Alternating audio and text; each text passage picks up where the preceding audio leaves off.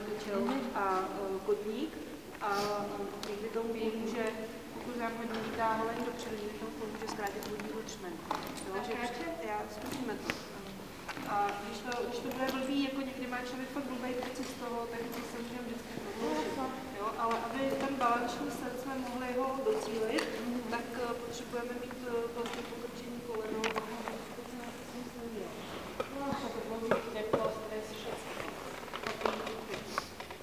Vždycky třmen na nejširším místě boty, aby jsme se nechytali špičkami. Když dáme třmen dáme třmen sem, tak všichni budeme mít tendence se chytat prstama, nebo třmen, jakoby říká se tomu opičí hmat. To je reflex, tomu nejde zabránit, protože to tělo říká, chytám se, spadnu. Takže na nejširší místo, aby jsme měli dobrou oporu.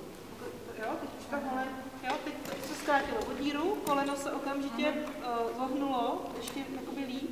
A nyní v drezurním sedle, nevím, co to je za modní výmysl moderního ježdění. Všichni prodlužují třmeny, že do nich už ani nemůžou došáhnout a myslí si, že to je jako skvělý a úžasný. Není. Když se podíváte na jezdce vídeňské španělské školy, na jejich videa, tak i když mají ty kluci dlouhý nohy až Bůh ví kam, a mají malý koně relativně, tak přesto mají zachovanou linii, rameno, kyčel, pata.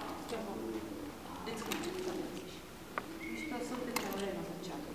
Bez toho to bohužel jako úplně nejde. Takže tohle si myslím, že je největší netlač patou.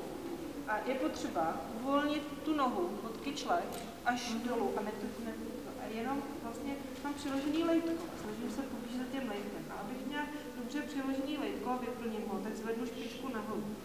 Jenom jakoby ten pocit. A ono se ten sval jakoby natne.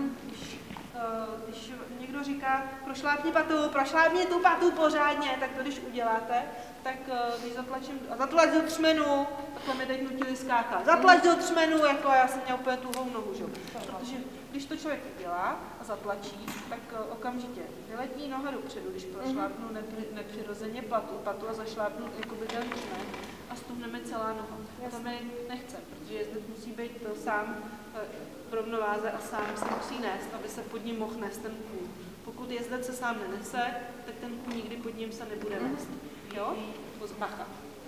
Jakmile začneš řešit cokoliv, to bylo vidět ve cvalu, markantní tady, když chtěla někam jít, tak tvoje první reakce tvý nohy je, že udělá tohle. A myslíš si, že tady to jako zachrání. Nezachrání. Musí zůstat tady a případně potom si ty ruky košlíku a jenom jich použít, jakoby, jenom jich tam jakoby mít. A zase netlač. Je potřeba tam sedět vlastně úplně volně a jenom mít přiložení to lejtko. Není to nikdy, jakoby, noha by neměla být nikdy od koně, vždycky by měla být, ta holen by tam měla na tom koni pořád být, při každém přechodu, při všem.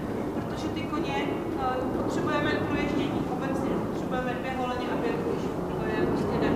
A když tu holeň dám od koně, to jí dám najednou přiložení, to jsou koně, který mě zpěsilí tam veledě, že se vyděsej, to se zase pro pohodě. A ještě většina, když to přidáte do športu pěkně a ty koně skáčou 300 z místa, protože si říkají, že to jsou kreténi, že jo, ale jak se to někdy často, že ten kretén je někde jinde, ten